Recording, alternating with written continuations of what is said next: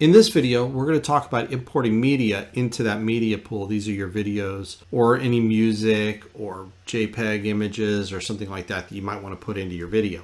Before we get started, I want to show you something down here along the bottom. There's several different workspaces that are available to you down here at the bottom, and it's very likely that when you start, you're going to be in this mode. So it may look unfamiliar to you. This is the cut mode. This is designed for you to bring media in and just make cuts and not worry about all the fine editing.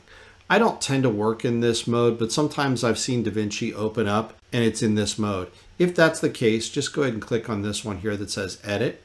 The only other one that I work with is Deliver, and we'll get to that one later. But go ahead and click on Edit, and that'll get you into this mode right here.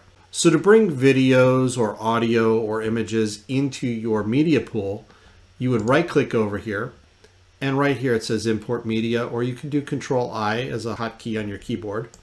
And I'm just going to pick a video here. Now it's going to tell you potentially that it has a different frame rate than the current project settings. I'm not too worried about that. That just means that when you recorded it, it was a different frame rate, or whatever it came from was a different frame rate than whatever this project is set up as. Once you bring that video in, if you select change and all the other videos came from that same location, they'll all be the same and it's not a problem.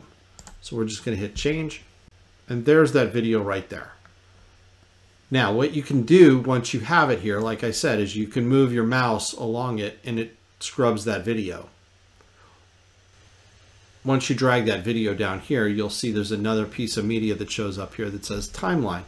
That is what's actually in your timeline down here. So you have your piece of media and then your timeline. So as you make edits in here, this timeline video here will change. Like I said before, now you have this red playhead and you could scrub through your video with it and do what you need to do. And now that we have video down here, you'll see there's now a new audio track here. This is for this audio one. So this is the volume control for this audio one. And then you have your master volume. Also, if we select this video here, you'll see that now we have some properties here that we can edit.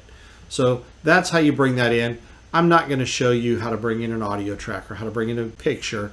It's all the same process. You right click and you select Import Media.